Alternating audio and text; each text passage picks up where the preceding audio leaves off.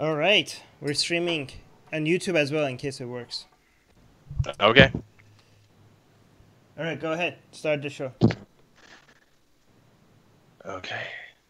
All right. Welcome, everybody, to another episode of Secular Jihadist for a Muslim Enlightenment. My name is Ali Rizvi, and with me is Armin Navabi. And hi, Armin. How's it going? Good. You can How just are say a you? quick hi. I know. So Armin has been a little bit stressed because we were trying to do this podcast, and then right when we were about to do it, maybe it's a divine act, but YouTube went down. So YouTube's not I think we working. know which gods are real now because we've been shitting on Islam and Christianity for a long time, and none of this has happened. But now we're about to shit on Hinduism, and YouTube went down. That's why we're not. So I think we know which gods What are an the real introduction. god. Yeah. So Anyway. So so today what we're going to be focusing on, this is interesting. I've been looking forward to this episode for a very long time. So India is the largest secular democracy in the world, right? And India is actually the birthplace of my parents. My father was born in Allahabad, my mother in Delhi. No, my mother was actually born in Mathura, but her family's from Delhi. And even though it's the largest secular democracy in the world, religion still plays a really important role in its society and its politics. Now, 80% of India's population is Hindu, but it also has the third largest Muslim population in the world after Indonesia and Pakistan. And the Muslims in India are about 14%. So even though there have been Hindu-Muslim tensions for centuries in India, the birth of Pakistan in 1947 was because of those Hindu-Muslim tensions and a little bit of help from the British. But anyway, the recent years, we've seen the rising influence of a really fervent kind of Hindu nationalism, right? And this is something that's also called Hindutva.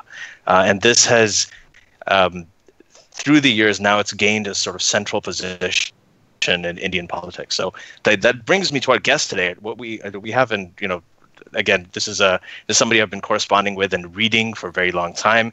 He's a writer. He's an engineer. His name is Zubin Madon.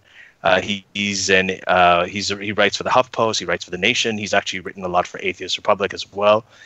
So he was born into a Parsi Zoroastrian family. So he's neither Muslim nor Hindu, and he was ordained as a priest at age 12. But eventually, he saw the light and he became an atheist. And that's kind of one of the reasons I think he's a great guy to have here, because he's very knowledgeable and he's an absolutely fantastic writer.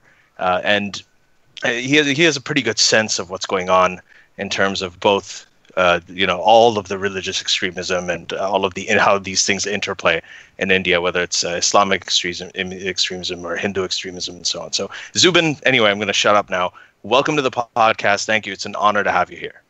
Hi, Ali. It's great to be here. I've been following you on Twitter for a long time. In fact, you were one of the first people I followed. And I read your stuff for a very long time, so it really helped me kind of shape my thoughts and articulate my thoughts on atheism and religion. So thank you. Good to be here. Yeah, no, thank you very much. And I've been reading your stuff since you started, actually, and I think it's been fantastic. Like I said, you're a really good writer, and I hope you keep doing it. So to start, let's talk about for this, because this is for a general audience, and we've got a lot of, we actually have a lot of listeners in Muslim majority countries and a lot of Arab countries as well. So I thought we'd start with just a quick review of the basics about India and Pakistan, the split in 1947 and how it happened. Do you want to go through that, or should I just run through a quick thing? Oh, you can, you go ahead. About the partition and stuff. I mean, being from Pakistan, I'm sure you have a slightly different perspective as well. I'd like to listen to that. Yeah, I don't really have a very strong opinion on it, apart from the fact that it happened, because it happened a long time before I was born. As I said, my parents are both in India. They both migrated. My father migrated a year after partition. My mother about 3 years after partition. Their entire families came here. So I refer to myself as an Indian Pakistani, which upsets both people. And I tell them, I'm like, if you're American and your parents are Italian, you're Italian American, right? They were born in Italy, so that's why, in that way, I'm Indian Pakistani. But and I know that. So in the British basically came into India around, I think, the late 18th century or so. Correct me if I'm wrong about any of this stuff. And they essentially all of India was a British colony at the time. It was a mixture of many different faiths. Hinduism, Islam those were the two main ones, and then you also had you had Christians, you had Parsis or Zoroastrians like yourself, or your background at least. So it was a mishmash of a lot of different sort of subcultures and religions and thousands of different languages. It's obviously it's a huge country. It's the second largest country in the world by population, and at that time it would have been the largest if it had stayed together. And in 1947, the country split into two countries. You had India in the center, then you had West Pakistan, which is modern day Pakistan. And you had East Pakistan, which is modern-day Bangladesh. So at that time, and this was split along religious lines. So this was one of the biggest sort of mass migrations in history, where up to 14 million people moved either from India to Pakistan or Pakistan to India. There were big Sikh communities and Hindu communities in modern-day Pakistan that had to go to India, and many, many Muslims came from India to Pakistan. A majority of Muslims actually stayed in India at the time, which is why India still has almost as many Muslims today as there are in Pakistan today. India has, I think, the second largest Muslim population after Indonesia. It used to be, I've seen now that they're saying it's the third largest, but just by a hair. What's the second? So Pakistan, India. Pakistan Egypt is the largest Arab Muslim country, right? Right, yeah. So what's the second in general if it's not India? Pakistan. So okay. Pakistan has, but they're very, very close. It depends on what year you look up. Sometimes I think for most part of the 7 decades after independence, the population of Muslims in India was a lot more than the population of Muslims in Pakistan. Right. So that was really funny, because that totally negated the idea of the reason for having an Islamic state, So. Right. Yeah, no, that was one thing, and then the other. I think the Pakistan was created on the basis of what they call the two-nation theory, and they said that the Muslims and Hindus are two separate nations, and they must have two separate states. So that happened, but then just a couple of decades later, in 1971, right, Bangladesh split off from Pakistan too. So let's talk about Hinduism now. I just want to get a quick primer, and I'm almost done. So that's basically the history of the country, and then the region. And then what happened was that Pakistan eventually became officially an Islamic state, and it started being called the Islamic Republic of Pakistan. And India was essentially the largest secular democracy in the world, and it still continues to be, because it had so many different elements and so many religions to it. So does that cover it, kind of, or is there anything else you want to add, Zubin? Well, yeah, it does. Well, I'd like to add, if we are going back to the whole Hindu-Muslim tensions kind of thing, as Armin mentioned in his tweet, it goes way before partition. Most historians believe that this pan-Indian Hindu identity came about. Just to be clear, you're talking about the tensions between Muslims and Hindus. That's right. Right. This pan-Indian Hindu identity came about in the Middle Ages as a reaction to the Muslim invasion. You have to understand that Hinduism is very, very fluid and very, very diverse as a religion, as an ideology. For example, when I go climbing in the Himalayas, I see they sacrifice animals inside Hindu temples. But for Hindus in South India or maybe in Uttar Pradesh, that would be absolute no-no. So the way Hinduism is practiced across the country differs. And before the Muslim invasion in the Middle Ages, every kingdom had their own thing, they did their own thing, and it was only after Islam came in and posed a threat to India that Hindus kind of thought that they needed this pan-Indian identity to combat this threat. It might sound like apologia, and a lot of liberals also fall into that trap to say that Hindutva is just a reaction to Islam. But there might be some truth to it as well. Mm-hmm. So coming back, Hinduism is very fluid, and can I adjust what you just said just really quickly? Like, a lot of people think explaining something is the same as excusing it. Just because you're explaining how something came to be, that doesn't mean you're coming up with excuses for it. Right? Absolutely, but yeah, that's a good point. Right. Go ahead. So Hinduism is very fluid as an ideology, as a religion. It has many sects. It has many philosophies. You will not find this authoritarian book like the Quran, like the surahs or the hadith, which will say, okay, that is the ethos of Hinduism, which also makes it very difficult to, debate it. And this is normally the curtain behind which these Hindutvavadis nowadays hide, So as soon as you point out verses from the Manusmriti and say that, look, this is misogyny and racism in Hinduism, they'll say, oh, no. We don't take these scriptures seriously. Hinduism is just a way of life. Suddenly, the Manusmriti, they say it's just a book of law. It's not, and then. But when they want to justify something religious, then they will quote it. That's absolutely. And when they want the same way. When they want to subdue the lower castes for 3,000 years, they used it very effectively. But so if you criticize any part of the scripture, they'll say, oh, Hinduism is just a way of life. It's not even a religion. But when it suits their convenience, it suddenly becomes a religion. So they'll keep shifting goalposts and keep it's a very fluid. Right. I never understood that, because people say Hinduism is a way of life, it's not a religion, but religion is a way of life. Like, I don't understand. Something can be a religion and a philosophy and a way of life at the same time. But the thing is, because it's a religion, it's a shitty way of life and it's a shitty philosophy.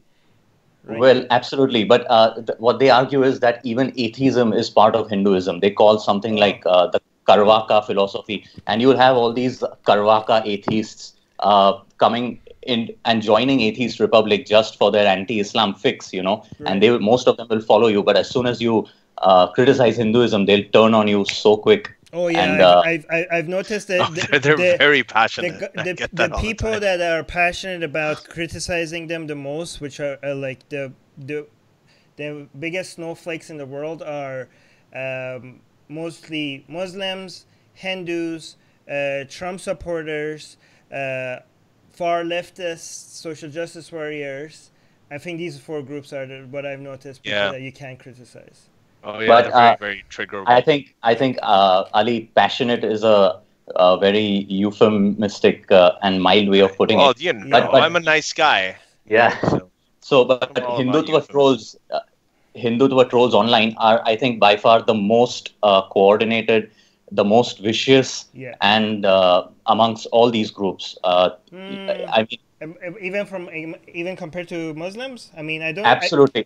Absolutely. I have criticized, as Ali is aware, I write all the time on Islam. I post cartoons.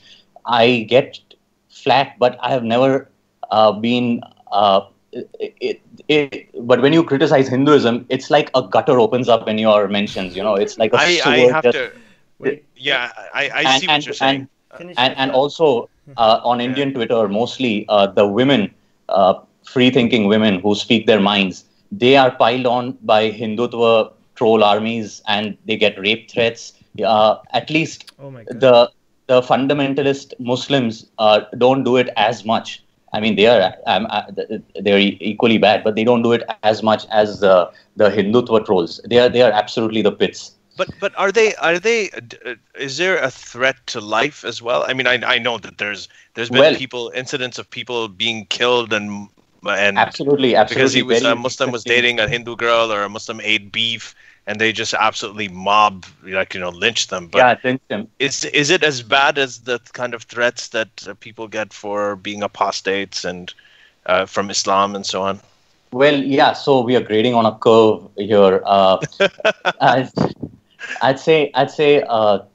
Well, there have been murders. People, free thinkers like Dabolkar, Fansare, have recently been murdered in India, and the investigations are now telling us that these murders have been called by and executed by right-wing Hindu organizations. And let's not forget Mohandas Karamchand Gandhi, or as he is known as the Mahatma, was murdered by an RSS cadre, Nathuram Godse.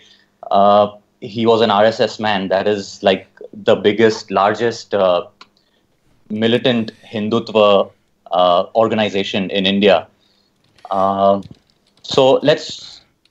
I'd like to talk about just a quick question. I mean, I've been criticizing Hinduism as well. I do get a lot more death threats from Muslims, and given that you also have been criticizing Islam, but you're getting more threats from Hindus, does it seem to? I mean, this is just a hypothesis. I don't know if it's true at all. It's just I'm just thinking.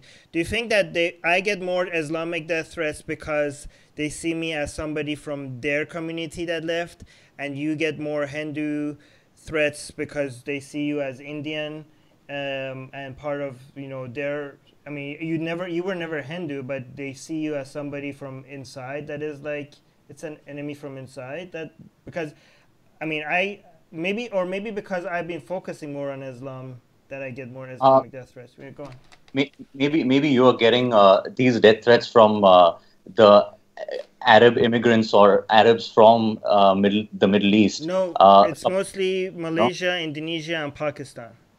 Oh wow. Okay, so I think in that terms, my audience is more Indian tweeters. So, and Indian Muslims are, even though they are absolutely some of them, I'd say as a whole, they are very dogmatic and everything, but they are not as vicious, perhaps, as the devout Muslims. I'll send some your way. I'll send some of my some yeah, so this is actually one thing that I wanted, because we'll keep going with this, but I wanted to ask just really quickly this question about the Muslim community in India. And I think I've mentioned this before. So the Muslim community in India they're a minority. I mean, they're a huge population, like second, third largest in the world, but only 14%. Now, for some reason, it seems that I heard Fareed Zakaria talk about this. He said that despite that, there's not a single international Islamic terrorist that has come from India. That has come from India. So the Indian Muslim community tends to not produce terrorists at the same kind of rate as say Pakistan or Egypt or some of these other countries that they come from. And there's many reasons. Some people say, well, it's because it's a secular state, it's pluralistic, so they have to be tolerant, like the Muslim communities in other places where they're a minority. Or some people say that it's because there was more Sufi influence in India among the Muslims, whereas in Pakistan there was more Arab influence. So, do you have a take on that, or what do you think? Well, I think it's hard to describe it in black and white. There is a lot of truth to what you said, but recently we've also seen some very educated Muslims from India join ISIS, things like that, and there have been homegrown terrorist groups as well, which is not as bad or as prolific as the ones that come from across the border, that are funded by all these Islamic neighbors that we have. But yes, I mean, again, grading on a curve, I'd say even though the devout Indian Muslim is very dogmatic and in a lot of ways, I mean, you will not see too many liberal Muslims coming out on the streets in support of Salman Rushdie or Danish cartoonists. In fact, some time ago, there was a Urdu newspaper, and the editor Shirin Dalvi posted a story about the Charlie Hebdo murders on the front page, and she was ostracized by the community. She lost her job. It was very difficult for her to even make a living. And some of us atheists set up a crowdfunding for her, and she had to go into hiding. So, yeah, I mean, do Indian Muslims take up AK-47s and go through the streets? Absolutely not. I think all that you talked about, plurality and things, it definitely holds true. But within the community, they are quite pretty dogmatic and like the conservative. I have a lot of questions. And we also have some Patreon questions.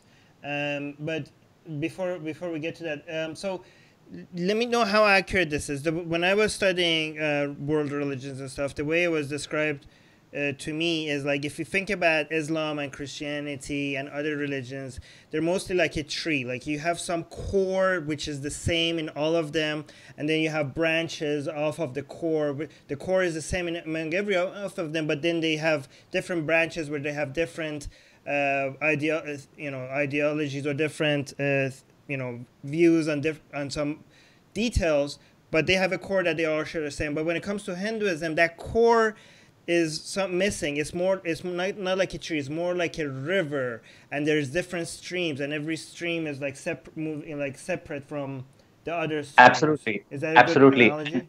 Yeah. And that is what Hindutva tried to eliminate. Hindutva, as an ideology, tried to make a pan-Indian movement and make Hinduism into this monolith and kind of masculine ideology. Most Hindutva ideologues from the early 1900s talk about how weak Hindus are and how weak our ideology is, and we have to be more like the Muslims, stuff like that. Okay. So, but coming back to Ali, whenever somebody says we have to be more like the Muslims, that's when you know the shit has hit the fan. Yeah. So coming back to it, the Deobandi sect, as you know, in India and in pockets of Uttar Pradesh. They are extremely radical. Some of those pockets are pretty bad. And in fact, those were the areas in the 1920s that really voted for a separate state. So anyway, which brings me to another point. As bad as Hindutva is, now I might get a lot of flack for this, and I am open to being corrected by Indian Muslims. I absolutely am. But as bad as Hindutva is, and I also believe, as our Prime Minister, the first Prime Minister Nehru did, that majoritarian bigotry is always more pernicious to a democracy than the minorities' bigotry, because it has the potential to, destroy the democracy and transform the country. But if you see online, on Twitter, on Facebook, the fiercest opposition to Hindutva comes from liberal practicing Hindus. They absolutely do not want to live in a Hindu theocracy. They definitely want India to be secular. I never see that kind of vocal opposition or support for a Salman Rushdie or a Hebdo cartoonist from Indian Muslims. Right. I stand to be corrected. But let me just give you one example. Quickly, recently, just this month, a documentary film has come out, a brilliant documentary film called But What Was She Wearing? It has been made by a Tamil Brahmin woman, filmmaker, who turned atheist. She came from a very orthodox family. The film is about workplace sexual harassment. Wait, Tamil Tiger woman? No. Tamil Brahmin woman. What does that mean? Brahmin is the high. Yeah, go ahead. You explain. The upper caste. Anyway, so her name is Vaishnavi Sundar. Well, we have to explain the caste system if we want to explain that. Like, do you guys want to create a structure for this episode where we go through some basics then of Hinduism? No. Let's just go with this story, and then we'll go into after this story. Let's do some basics of Hinduism, and then some. Sure. And I have some questions about that, and then okay, go on. Sure, I'll go get ahead. to it. Yeah. So anyway, so Vaishnavi's documentary is about workplace sexual harassment, and she has a music video where Hindu scriptures, the misogynist Hindu scriptures pop up, and then there is a dance sequence around it. And at the end of the video, all these women gather and they burn the Hindu scriptures in a fire. And it's such a powerful image. It's such a powerful image. And this woman has taken this on, coming from a very conservative Brahmin background, and of course now she's an atheist. But it is just so brilliant and so powerful. But you will never see alive though. Like if somebody in Pakistan burned the Quran, they wouldn't be able to. Like, is she in hiding or anything? No. So absolutely. So that's another thing Hindu apologists will tell you, that burning Hindu scriptures will not get you beheaded, which is true. But even then, the point I'm trying to make is that Hindus are fiercely opposed to Hindutva and this Brahminical movement that it is, and they do things like this. But you'll never see an Indian Muslim make a film like this where a woman is burning the Quran and the misogynist scriptures. And even if she does, she will be labeled a right-wing shill, and by the secularists, and she will be accused of carrying water for Hindutva, because that is another thing. Criticizing Islam in Muslim majority countries is a no-no. In secularist and leftist circles, people like Mona El-Tahawi have very vocally said when she was in India that, you're in a Hindu majority country, so criticizing Islam is punching down, that sort of thing. Anyway, so my point was that there is hope, because the average educated Hindu is one of the fiercest opponents of Hindutva. So Armin, like you said, let's start with the basics a little bit. So what happened was so the caste system. You want to do? Oh, you want to do more basic? Well, yeah. Let's go with what Zubin's saying. So Hinduism is generally about, I think it's 10,000 years old or so, or it's hard to tell. But yeah, the caste system forms a very integral part of it, and I'll also come to how Hindutva as a movement is trying to whitewash that caste system and kind of show it in a different light. So we'll start by. Maybe we should start a little bit before independence. Hindutva as a movement, the ideological basis of it was laid down by these philosophers like Dayanand Saraswati, Vivekanand, Aurobindo, and Savarkar. These four men, all upper caste. And that is another thing. The Hindutva movement, all its ideologues have been upper caste Brahmins, like very, very privileged Hindu men. Which is why historians like Gyanendra Pandey rightly point out that Hindu nationalism is an absolutely upper caste racist movement. What happened? They also had the most to benefit from it, right? As you said, that they were absolutely. They want to preserve that. I mean, this is the highest caste, so they'd want to preserve that. So among all things Hinduism, I think the caste system and the reincarnation and karma, these are, if anything is core, these are some of the core views, right? Which is probably Which is it depends. Go on. It's also let's go on with what you were. It's also a highly ritualistic religion. So anyway, what happened is in the early 1900s, Muslims started really coordinating themselves and lobbying for favors from the British. There was the Khilafat movement that you must have heard of, Ali, and there was the Muslim League, which really took the issues of Muslims and really lobbied to the British, and they even managed to get separate electorates for Muslims at the municipal level. So in 1916. So when this happened, the Hindutva ideologues really saw this as a threat, because the Hindus were never that cohesive. As I told you, it was so fluid. A Hindu from the mountains, his rituals, practices are very, very different from a Hindu from the plains. So these Hindutva ideologues kind of realized that there was a need for us to organize militantly, just as Islamist groups are doing. And that's how all these upper caste men like Govalkar and Hedgiregar and Savarkar, they came up with these organizations like the Hindu Mahasabha and the RSS to kind of galvanize Hindu youth and make Hindutva like a political form of Hinduism. And the basic philosophy is that Hindi, Hindu, Hindustan. So the language, Hindi, the race, of course, Savarkar considered Hindus as a race, and that India as a land is for Hindus, and all other minorities must play second fiddle or keep their fairy tales private and respect our culture and icons. And so basically they wanted a Hindu theocracy. They did not like the idea that India would gain independence and become a secular democracy as the Congress party wanted. The Congress party at the time was the dominant mainstream political party in India, and our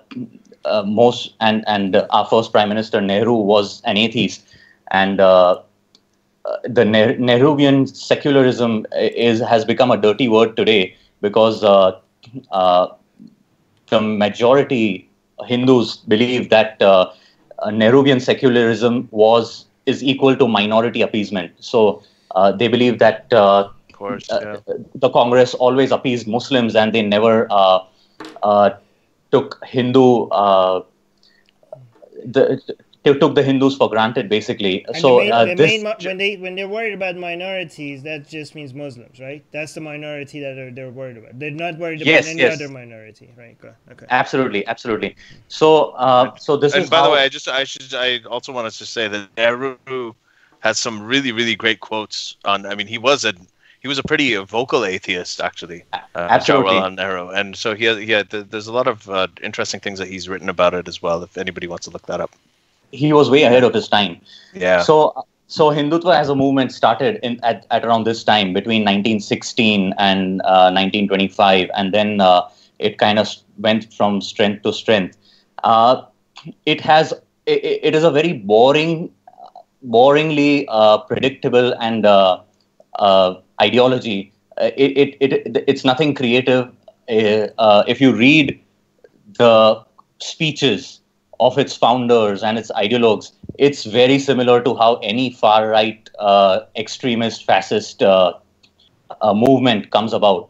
The otherizing of the enemy and persecution complex and victimhood, like constantly harping about the Muslim invasions that destroyed Hindu temples and all, which may be true to some extent, and talking about nonsense like the Hindu Holocaust. Apparently, that the Muslim invaders kind of wiped Hinduism off almost, things like that, and constantly harping on that, which is pretty ahistoric because the Mughals, the Muslim rulers who ruled India for a while, they weren't any worse or better than the Hindu rulers before them. Hindu rulers like Ashoka probably murdered more Hindus in wars than all these Muslim rulers put together. And in Maharashtra, you have... So India was ruled by a... So I just wanted to... Just for the audience, that India was ruled by many Muslim leaders, including the Mughal Empire, which was, I think, in power for about 500 years or so, right? Absolutely, about over 400 years, for sure.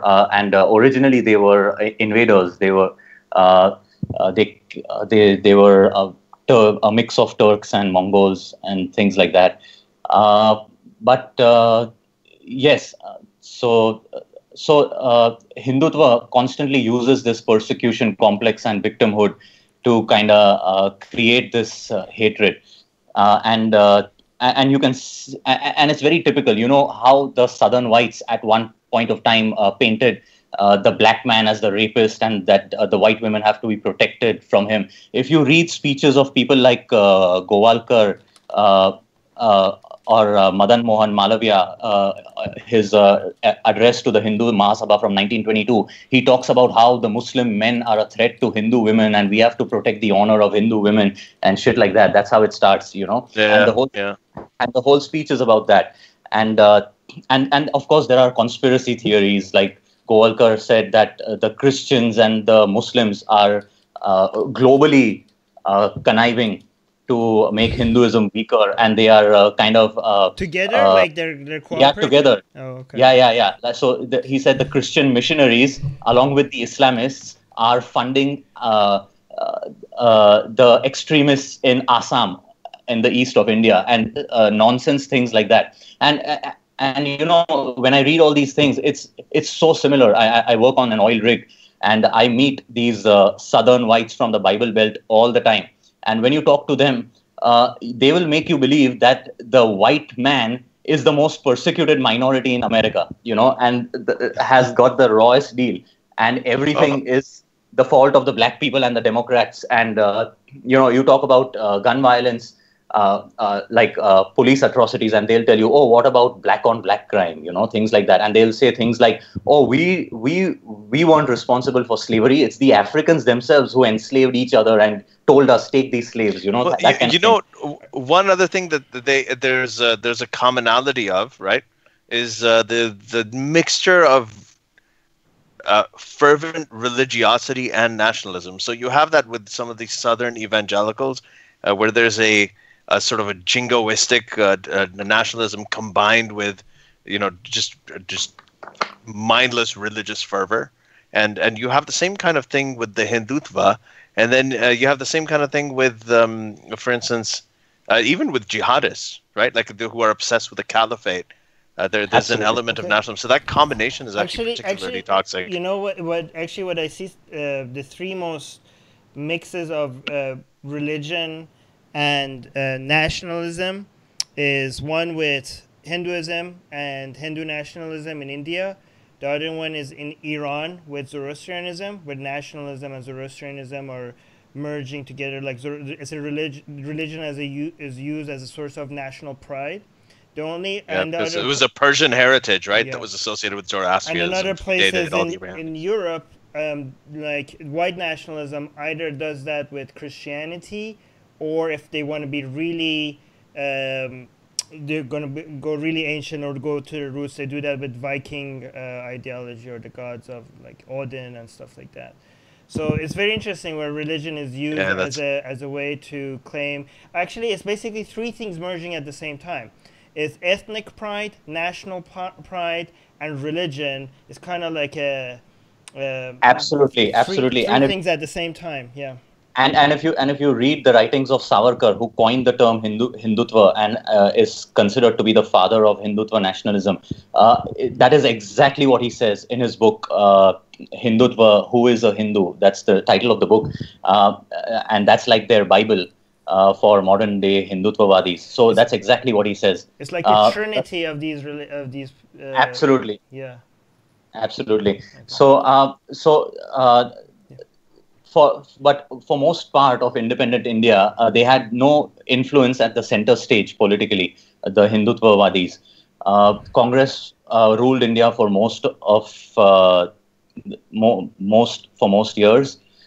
Recently, after 1992, after the demolition of the Babri Masjid, that kind of propelled the Hindutva right-wing party to center stage. So first of all, a few basics. The militant arms of Hindutva that I talked about, Hindu Mahasabha and RSS, they have been around before independence. But after independence, they realized they didn't really have any political clout to really make the changes they wanted. The most important change they want is to change the constitution. And, they are always saying secularism is a dirty word and that this should be a Hindu nation. So they realized if they wanted this, they had to float a political party. So that's how the Jan Sangh came about, and which then transformed into the Bharatiya Janata Party, or the BJP, which is now in power. So BJP came to power after this 1992 Babri Masjid incident, where can you explain that for the audience a little bit in a little bit more detail? Quick? And I have so many more questions after. No, yeah, we have to get to the caste system too. I think that'll be kind of. Okay, so the demolition of the Babri Masjid was like a turning point in Hindu-Muslim relations in India. This was a mosque from the Middle Ages. It was really kind of a historical you can say it was a historical monument. And the Hindutva-wadis believe that it was built by raising a temple to Lord Ram. And they see this mosque as a symbol of slavery and subjugation that they faced for centuries by Muslim rulers. So they raised it down, and they want to build a temple to Ram in its place. And that kind of caused massive riots, Hindu-Muslim riots across the country, and deeply entrenched this identity politics that we now see today. And it laid the foundation for all these pretty extreme right-wingers like Narendra Modi, and now an absolute extremist Yogi Adityanath. Who's the prime minister now? He is the prime minister now, but nobody would have believed that that would be possible 20 years ago. 20 years ago, he was considered fringe, far right.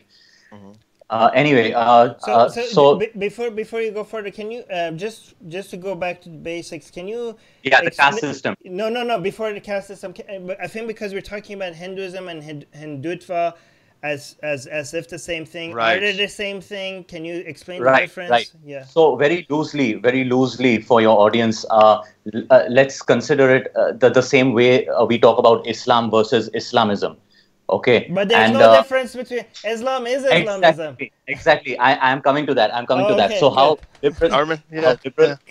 liberal apologists and to some extent even Majid Nawaz claims that Islamism is distinct from Islam, and that Islam and a lot of other apologists say that Islam is all peaceful and everything. So a lot of liberal Hindus also try to make that distinction between Hinduism and Hindutva, but historians and writers like Jyotirmaya Sharma absolutely disagree with that.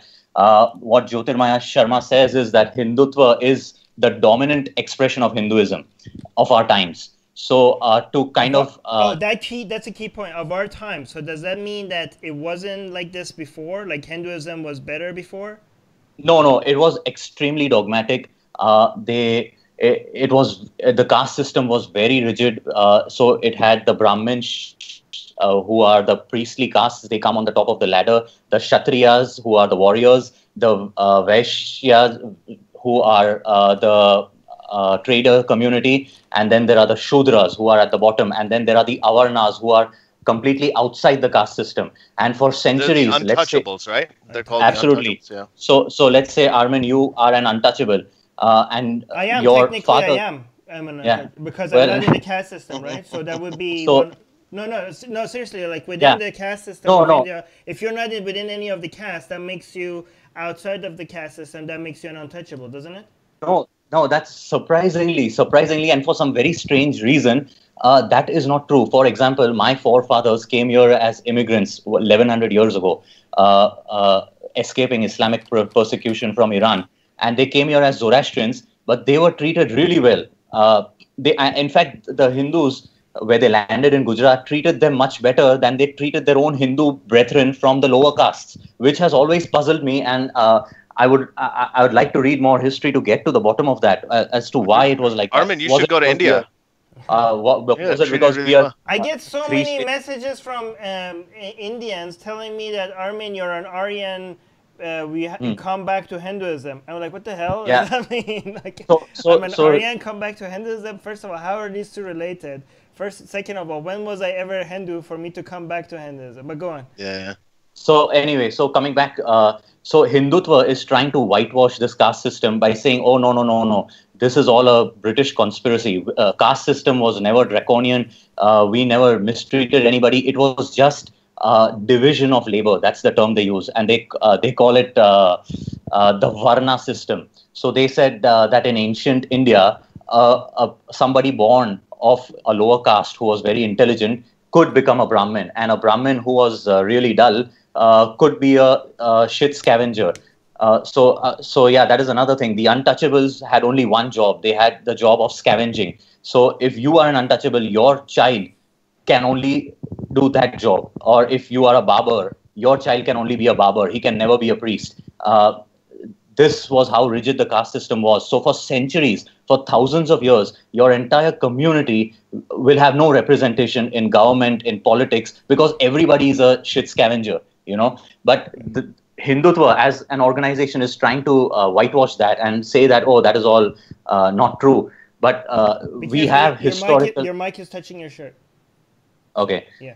But we have historical accounts of how, let's say, for example, in Maharashtra, the Peshwas, the ruling dynasty, was Brahmin. And they made the Mahars, who were from the lower castes, they made them wear spittoons at their chest so that their saliva wouldn't pollute the ground if they spat. So they were supposed to spit in their own spittoons, and they were supposed to tie a broom on their bums. So when they walked, the broom would kind of sweep their footsteps off. So that when a Brahmin walks... because they're so dirty? Yeah, okay. Absolutely. Wow. But all these upper caste Brahmin Hindutva ideologues since the early 1800s have tried to kind of whitewash this and say that no, the caste system, first of all, they claim caste is a Portuguese word, and what it was is a Varna system, the division of labor, and nonsense like that. They've tried to whitewash it, and another reason for they are extremely bigoted. They themselves followed the caste system quite rigidly. Some of them, guys like Govalkar, called minorities mlechas, like barbarians, and some of them wouldn't eat from a person of lower caste if the person from lower caste offered them food, which still happens in India. I'll come to that. Yeah.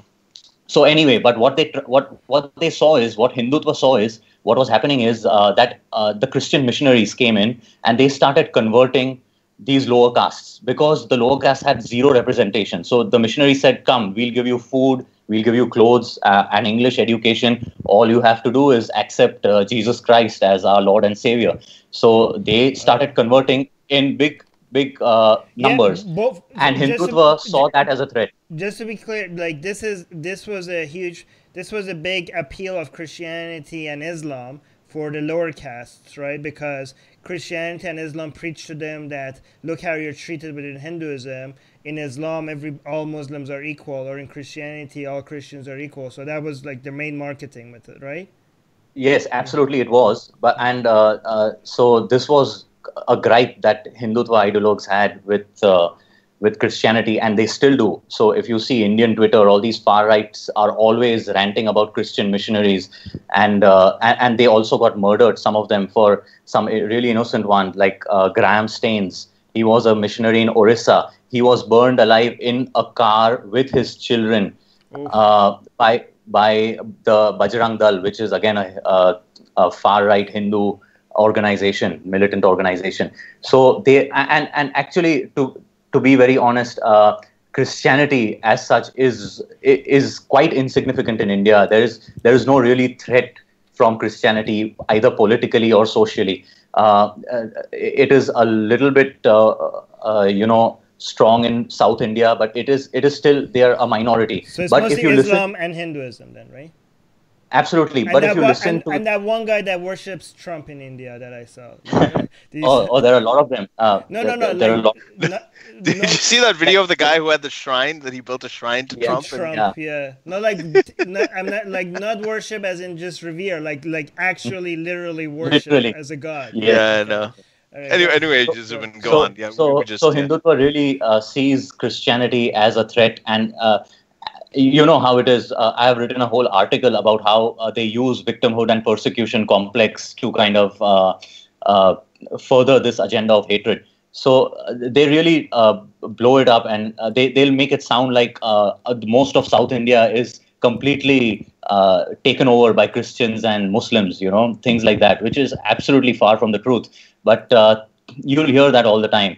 And so there is this constant self-pity.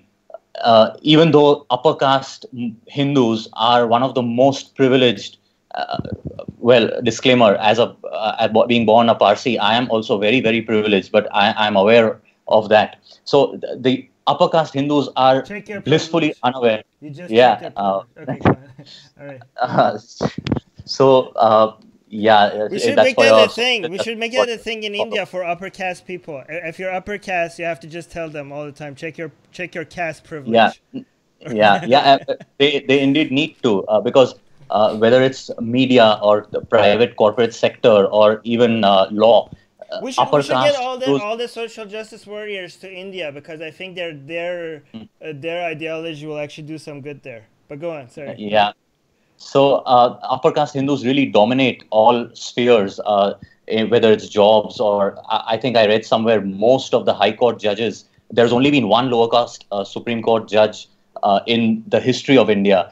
Not almost, literally all of them have been upper caste men. So they are highly privileged. But if you listen to these right-wingers talk, and I don't just mean like Hindutvavadis, I mean regular people having right leanings on Facebook, they will pretend like they are the most persecuted people ever. What do you mean by right-leaning exactly in India? What does right-leaning in India mean? Right-leaning in India would mean people having sympathies to the Hindutva cause, people supporting the BJP, the right-wing party, like a hyper-nationalistic, super dogmatic, religious, like all of that.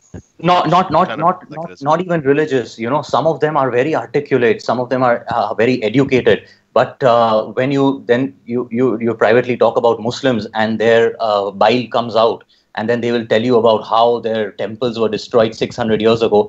So they blame the modern day Muslim, who literally is an Indian ethnically, because most Indian Muslims were converted. If you go back enough, maybe 600 years or 500 years, most Indian Muslims had Hindu ancestors, right? But now Hindutva has kind of painted them as the enemy within. Okay, so there is the otherizing. So, you know, it always works. Yeah. That's how it works. So isn't there some... Go on, Ali. But then after Ali, I ask you. Yeah. So no, I have, when you were talking about how I think one of the things that happened with the Islamic invasion of India, and this may be one of the reasons that they have so many issues with it, is that, well, Islam, rose again in the 7th, 8th centuries. They came to India. They essentially invaded it like they invaded everything else, the Islamic Empire, and then they the caste system, as you said, right, just like what you were saying about the Christian missionaries, they came in and they said, well, under Islam, if you're a Muslim, if you say La ilaha illallah Muhammadur Rasulullah, then you are a Muslim, and that means you're equal to every other Muslim. So people in the lower castes, right, they found that very, very appealing, because that it increased their status instantaneously by basically taking a shower and then reciting the kalma, right, the shahada. Now, what happens is now the people... You mean the ghusl that you have to... Oh, okay. Yeah, no, you have to do a ghusl before when you convert. You have to do that, and then you have to say the kalma. That's hardly a shower, but go on. Okay. But whatever, close enough. The purification, right? So once they have that, so they converted. So when they convert, the people in the higher caste, now these were the servants in their houses, right? These were the people that actually did all the labor, so that these people. Hello. The philosophy and all of the other stuff that they used to do. Your connection is. Go on. Can you? Am I frozen? Yeah. Can you hear me? You got frozen for a second. Now we're back. Yeah. So, Ali, you're absolutely right. Okay. Even today, I'll tell you, the caste system is so entrenched that Christians from South India and even Muslims to some extent, even though they converted so long ago, they still follow these subtle caste barriers, and they will marry within their caste stature, even though they are Christians now and Muslims now. So it is so deeply entrenched that they will not marry a convert from who was an untouchable when his ancestors were Hindu. So even when they're Christian or Muslim, they still abide the caste system. Like it's still. Oh wow, okay. Pockets, and that is a documented fact that's widely discussed, that how deeply entrenched the caste system is. Okay. And I'll give you a little bit trivia, just a little bit. So the oil rig is really a microcosm of India. I meet people from everywhere, from Kashmir to Kanyakumari. So I had this Rajasthani colleague who told me that even today, if he brings home a friend from a lower caste, he changes the name. So he'll say, instead of saying he's X, he'll tell his mother, oh, his name is Y. because they recognize from the name what caste you're from your last name and things like that. So he says that if I bring a lower caste guy to my house, my mother finds out that he ate in our house, she will throw all the vessels away. So this is how entrenched it is even today in the Hindu heartland. There are actually Muslims in Pakistan, including people that I knew in my own extended family, that did that with Christian servants who used to come and clean.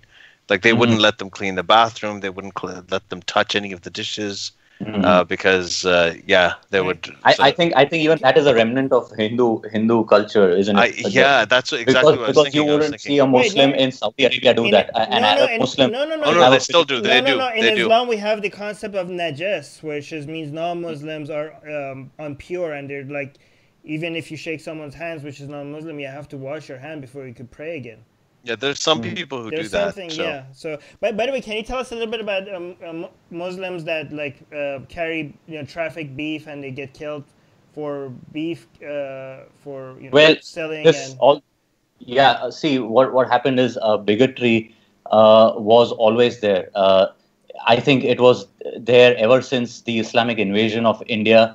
This Hindu-Muslim divide was there. What happened after the Bharatiya Janata Party, the BJP came to power, is that it became open. So now you have uncles on WhatsApp who will openly talk about hating Muslims and how they are really an enemy within and shit like that. These people were first closeted bigots. Now they are openly bigoted. So ever since the BJP has come to power, all these fringe organizations, and you really can't even call them fringe anymore, because one of these far right fringe terrorists, I would call him, extremists, became the chief minister of the largest state of India, in Uttar Pradesh. And that's where most of these incidents have taken place, Armin, the ones that you talk about. So what they're doing is they're mostly targeting Muslim cattle traders on pretext of protecting the cow. Protecting a cow, okay. Yeah, so, mostly in most of India, anyway, cow slaughter is totally banned and it doesn't happen. It's just the buffaloes that are slaughtered for beef. And India is, I think, one of the largest or second largest exporters of beef in the world. Wow. So it's really fucking hypocrisy. But anyway, so these people, they form gangs and then they patrol the highway. And if they find a Muslim driver with a truck who has cattle in it, he's not really taking it to the slaughterhouse. He has all the papers for it. They will lynch him, saying that, oh, he was slaughtering a cow or things like that, you know. So it started off the most. And just to tell you how widespread this is, because a lot of people think that this is just maybe India and it's not Hinduism. I used to date a Hindu girl that was from Fiji, not even from India, right?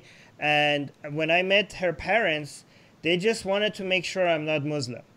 They didn't give a shit about anything else. As long as I told them I'm an atheist, and they were happy. They were like, that's good. Like, are you sure you're not going to go back to Islam? So that was the first time I felt like, oh, my atheism is actually like helping here. Because usually it's a negative. But this is how widespread it, like, they didn't want me to be Hindu. They didn't give a shit if I was Hindu or not. The only thing that mattered was I'm not a Muslim. That is absolutely correct, and that is, I would say, even though most Indians wouldn't admit it openly, that's widely the predominant sentiment. And even very highly educated Hindus would tell the same thing to their kids. So this is not an anomaly. This is quite the norm. And I'll tell you very frankly, my own mother-in-law for the longest time wouldn't hire a Muslim driver. So this one time I talked to this guy and he was really nice, and I gave his number. I said, okay, I found a driver for you, like you needed him. So they fixed the salary and everything. And then she asked him, what is your name? And he said, my name is Mohammed. And she just hung up the phone. And she said, no, I don't want a Muslim driver. It is that bad. So shit.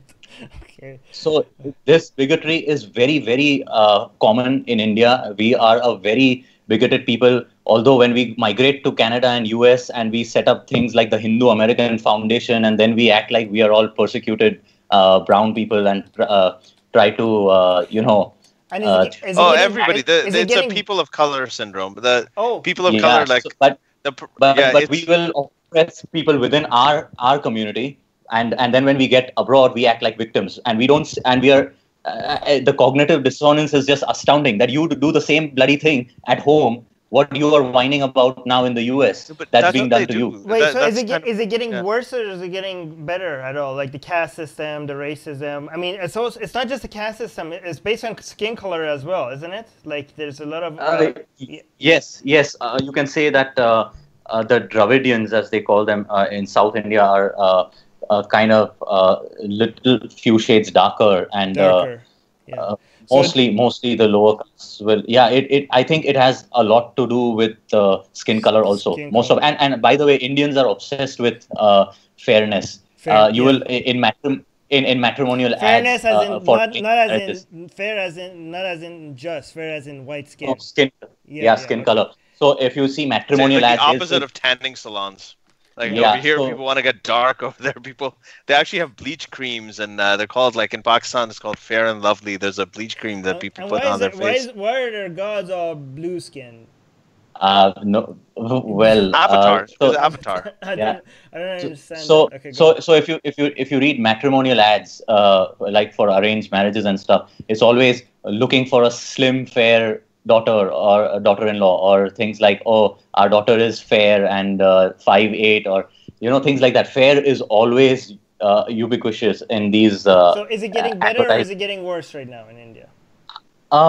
See, it's hard to tell. Every person you meet will give you a different view of it. What I think is it's coming out of the closet now. People are being openly bigoted, exactly in the way that you see happening in America, where the U.S. with the Trumpians, absolutely, with the Trumpians. Now, first they were closeted racists. Now they are unabashedly racist, and that is the same thing that's happening in India. You see it on Facebook, on Twitter. So basically, this BJP government came to power on the agenda of anti-corruption, and it is such a boringly predictable move, because if you know, Armin, the Islamists in Iran came to power on the same agenda.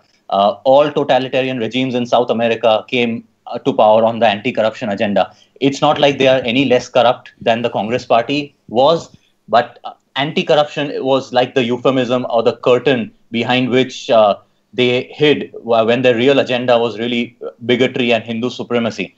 And the intelligent Hindus, the educated ones who do not like to openly admit that we are voting for these guys because of Hindu identity, they hide behind this agenda, like, oh, I'm voting for these people because anti-corruption, I'm tired of corruption. Well, it's not true. They're bloody as corrupt as, and corruption is a cultural problem in India. But they came on this anti-corruption wave and they seized power just like any other authoritarians all over the world. And now that's like a euphemism. All right, okay, so one thing I wanted to point out, because most of our listeners, I think, are atheists.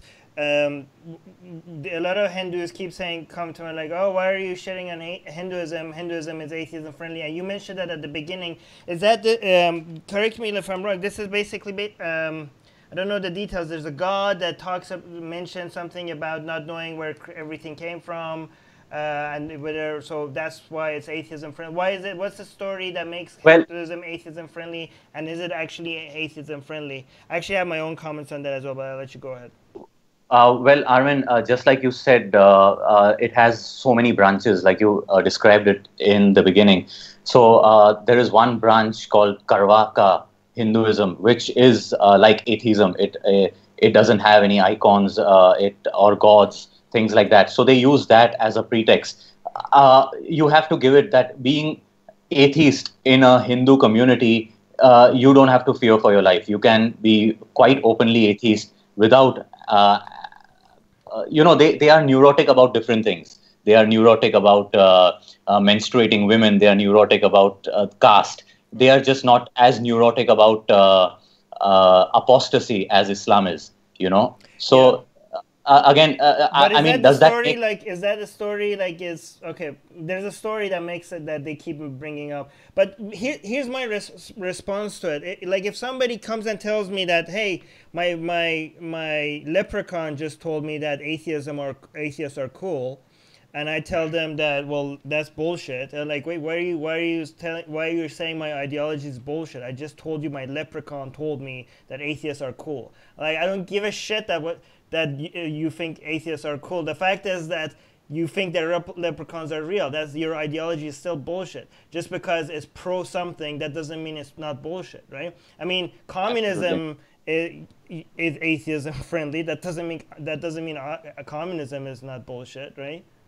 Yeah, absolutely. So, true. And most Hindutvawadis will tell you that, oh, you are not going to be beheaded for criticizing Hinduism, so you should be thankful that you're living in this country. So that's, like, the people are like, hey, at least we don't behead you for criticizing Hinduism. Well, fucking congratulations. You want a medal?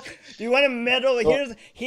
We don't behead people for criticizing us medal. Congratulations for it's the same kind of thing. You get the same thing with Trump. Like, a lot of Trump supporters will say, well, at least he's not throwing gays off rooftops. At least he's not chopping them. So what is the bar, really? Yeah, exactly. But then in other things, the Hindu mobs are just as vicious as Islamists, like against women, like love jihad. They have this term called love jihad, where if a Muslim man falls in love with a Hindu girl, they consider it like a global conspiracy of Muslims trying to convert Hindu women, and so they call it love jihad. So and they are very anal about that. They murdered people, guys, right? Yeah, they lynched those people. Lynched and killed. Yeah. See, another thing. I saw a video of a Hindu man burning a Muslim man because he fell in love with the Hindu girl. Yeah. And more recently, and just last week, there was a Muslim girl tied to a Yeah, there was a Muslim girl. Hindu girl tied to a tree and beaten up because she fell in love with a Muslim boy by Hindus. Absolutely. Yeah. This happens all the time in the cow belt. The cow belt is the central north region of India, of Uttar Pradesh and Rajasthan and all these states. They are notorious for these things. So you have to realize when Hindutva came to power, and if this becomes a Hindu theocracy, it will be hell for women. It is an extremely patriarchal setup. They have women arms also, like the Durga Vahini, where they literally train these very young girls, 12, 13-year-olds, and they have these camps which look exactly like the Islamist camps, only without the fancy weapons. And they are indoctrinated. They are fed with hatred about Muslims. They are fed with hatred about Christian missionaries and how they are trying to take over India. And they are fed all this nonsense. And then there are most of these Hindutva. I got it wrong. The girl was Muslim. The boy was Hindu. Wait, no. Oh, okay. I think the live chat is getting it wrong. I'll look it up while you talk. Mm-hmm. Okay. So all these militant arms are modeled on the brown shirts, and they take a lot of inspiration from the Nazis. And that is another thing. Mein Kampf is one of the most widely. Oh yeah. Why is that was one of my questions. I was going to ask that. So why is Mein Kampf is actually a I'll tell you why. bestseller, consistent bestseller in India. Bestseller in India. Mein Kampf. Okay, let me just get this. For people that missed it, because people might think like, what the fuck? Mein Kampf is a bestseller in India. Yeah, it is. Okay. It is. India is one of the countries that sells the highest copies of that book, the highest number of copies. See, Indians, like I said, ever since the 1920s, all these Hindutva ideologues said that we need a strong movement. We need to be more masculine and things like that. So even today, educated Hindus talk like that. They want like a strong man. They see a strong man in Narendra Modi. They want. They don't mind. Some of them really don't mind a dictatorship. So 77 decades of secular democracy.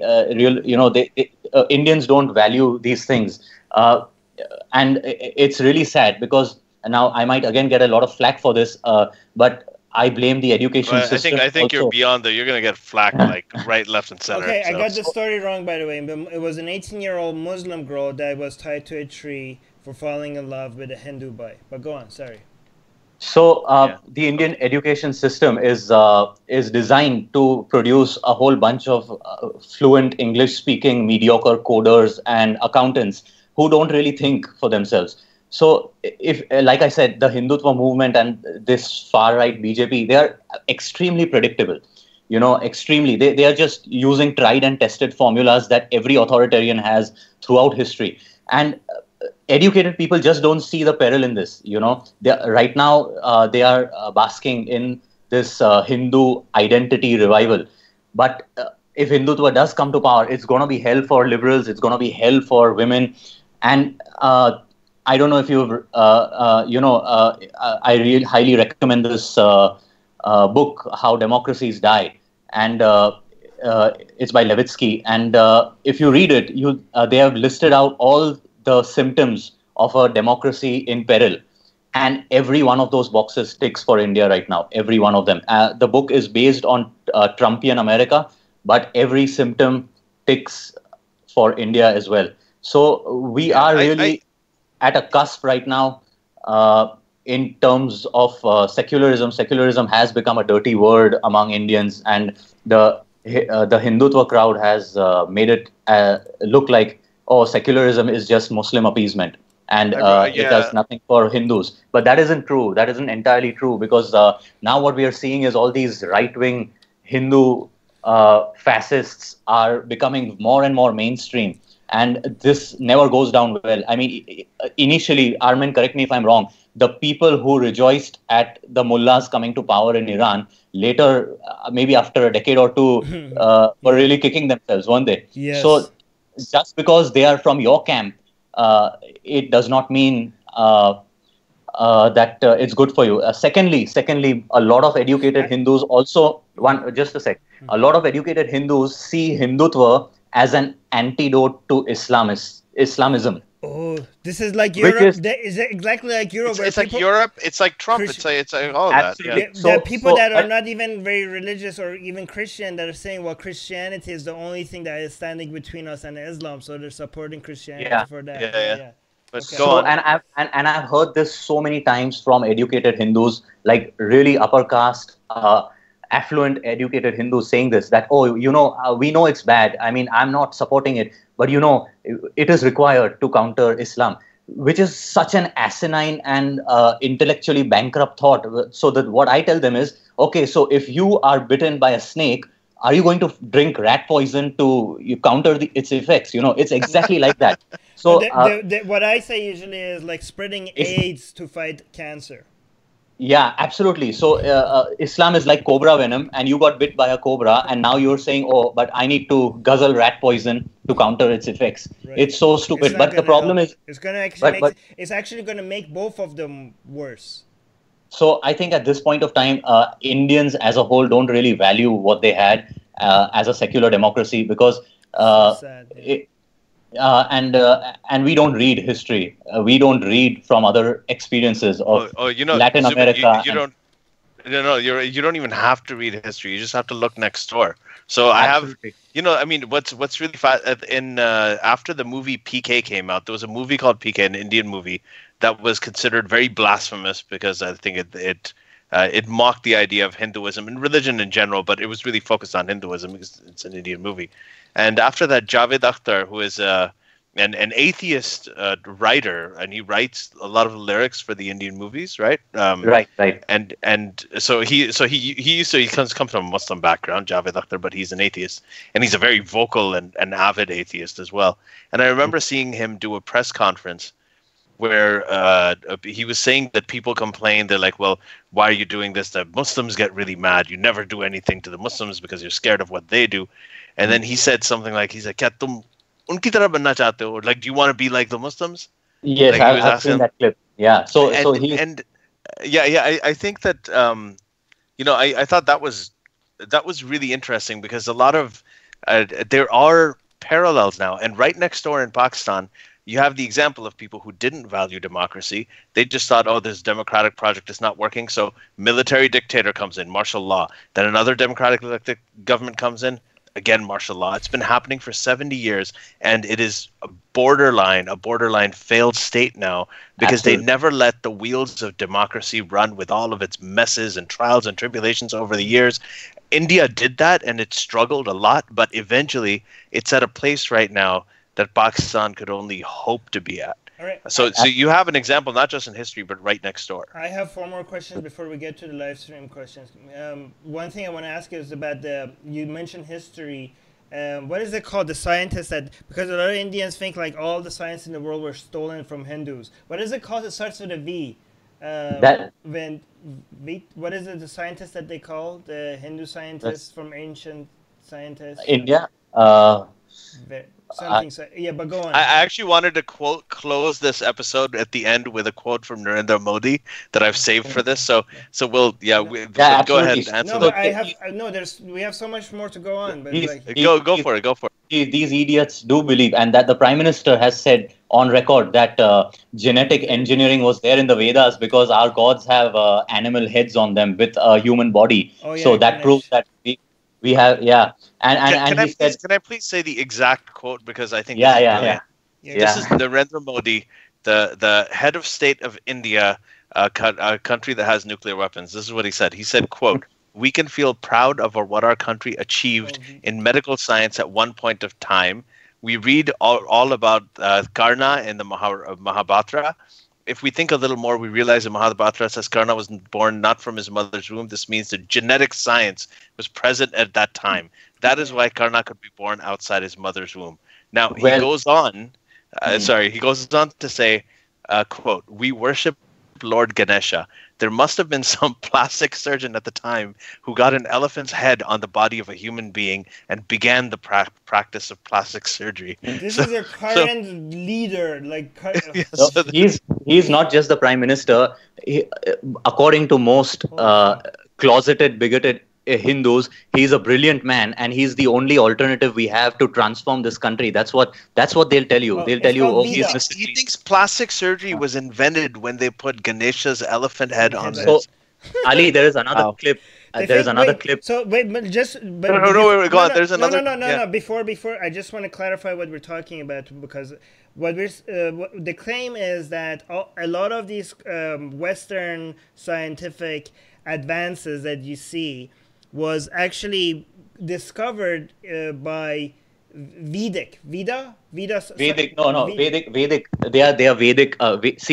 The Vedas are the holy texts. Okay. So Vedic. So Hindu. Let's just simplify. Hindu scientists in ancient times, and the British colonialists came and they stole it from India. And that's why Europe became so scientifically advanced. And Narendra Modi is a half-wit, but you won't believe people like Subramaniam Swamy. He's a lawyer from Harvard.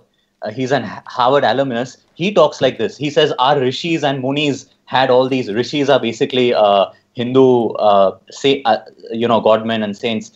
They had all this knowledge in the Vedas, and the Western scientists totally stole it. But I had a roughneck. On the rig. He was a devout Christian convert. His name was Hindu, but he was converted to Christianity. He was very devout. And he told me the same thing. He said Isaac Newton stole everything from the Bible. He said, I'll show you the King James version. Yeah, Muslims say the same thing. So exactly. And they'll try to put everything in retrospect. After it is invented, they'll try to fit it in some scripture. So Hindus do the exact same thing. And I have known chartered accountants who will share these posts on Facebook from silly websites like the Speaking Tree or something like that, some philosophical nonsense. Like a blueprint for airplanes in their exactly. Scripture. The Pushpak Viman. They call it the Pushpak Viman. They said that was the aeroplane in ancient India. And these people really believe it. And one time I mocked this local politician about it on Twitter, and she got really rattled. She's like, "Are you saying our stories are fairy tales?" I said, yeah, that's why they're called epics, the Ramayana and Mahabharata. They have no basis in history. Oh, you're calling our stories and our history fiction. So that's blasphemous, And unfortunately, Indian laws are so bad. We have the 295A, where you can be slapped with insulting religious sentiments. It's not really it's used like a blasphemy law. And it's very interesting how that is a blasphemy law. That is a blasphemy law. But is it actually recently? Recently somebody was trying to use it and it didn't work. But the fact that they exist is already a problem. Look, do they get used often? I mean, most of the times they get thrown out of court. But here's what it happens. You're living in the North India. One of these Hindu organizations will deliberately go in some corner of the country and file a case in some court. And then you will have to fly there for years together trying to defend yourself. You understand? So it is a very draconian law, and it's very interesting how it came about. It came about to appease Muslims, because in the early 1900s there was a Hindu editor who published a book called Rangila Rasool. It was about Prophet Muhammad. It had some very I remember that. Yeah. So it was to appease for Muslims, but now Hindus are using it. No, hold on. So what happened was this 19, 20-year-old guy called Ilmuddin, he got really... which means science and religion. Oh, is it? Yeah, okay. Oh, okay. So quite ironic, because he got riled up by his local imam and he went and murdered that editor. As soon as the editor opened the shop in the morning, he went and stabbed him in the chest. And then he went happily to the gallows. His lawyer defending him was Muhammad Ali Jinnah. He never lost a case in his life except this one, because his client said, I willingly want to go to the gallows for Ummah. And he went to the gallows, and Muslims all over pre-independent India agitated, and Jinnah lobbied for this law to come in place. So the British obliged, and 295A came about, where you cannot insult religion. You cannot insult religion with the intent of causing communal disharmony. So the wording is very tricky. They will not say, oh, gods are sacred, because it's a secular democracy. But as soon as you criticize, even any legit criticism of Hinduism can be come under the purview of this law. And you can be accused of inciting mobs or inciting violence by criticizing Hindu practices. Stuff like that. Okay, so I have a question regarding a lot of Hindus come to me and say, like, look, Armin, Hinduism is such a feminist religion, because in Christianity, Islam, and Judaism, they only worship a male god, but in Hinduism, they have both female and male god, which shows how female-friendly and feminist Hinduism is. Yeah. What they won't tell you is that even today, in a lot of Brahmin households, menstruating women are treated like animals. I have heard from Brahmin women friends how they were totally ostracized during their periods. And what they won't tell you is, up until the late 1800s, women were thrown into their husband's funeral pyre alive. The practice of sati, which the British abolished, and things like that. What they won't tell you is that's a very important. Before you go, that's a very important point, because a lot of times people blame stuff on British. Like, they say, like, oh, well, things weren't as bad until the British colonialists came and made it that bad, right? For example, the blasphemy law that you gave as an example. Yeah. But actually, here's an example where it was actually worse, and the British came and made it better. Burning women alive. The British in Hinduism, British put a stop to it. But go on. Yeah. Well, a lot of Indian free thinkers and progressives lobbied for it, there's no doubt. But all those people were also very Western educated, like Raja Ram Mohan Roy, people like that. So I won't take it away from them. They did contribute to the reform. It was not just the British. Right. But Hindutva organizations have always been in opposition of any of these changes. So even after independence, when there was a proposal to change the Hindu Marriage Act so that a priest is not required to sanctify the ceremony, the Hindutva organizations were the first to oppose it. And secondly, you should ask them, if you worship all these goddesses, why do Hindu women still don't get any inheritance? Why the Hindu inheritance laws are pretty skewed. Really? Wow. Yeah, against I have colleagues that's very much like Islam then in that situation. Yeah, I have colleagues from the cow belt. In fact, I think the Muslim inheritance laws are a little more progressive in India than the one. Okay. It's quite shocking. But anyway. Do you have different legal? Do you have is it kind of becoming Sharia? Hindus get different laws than Muslims? Yes. That is one really crappy thing that came out of the constitution. These personal laws. So you have the Parsi Marriage Act and the special. And if you're intermarrying someone, if the couple is not from the same caste, from the same religion, then you get married under the Special Marriage Act. But otherwise, if you're from the same religion, the same laws apply. And when you go in for a divorce, at that time, you have to abide by that same act also, So which is really different religions get different laws under the same country. Only not some civil laws. I wouldn't say that are different. So the inheritance laws in Hindus, amongst Hindus, are really pretty shitty. Things like that. So all this we worship goddesses is just a cover.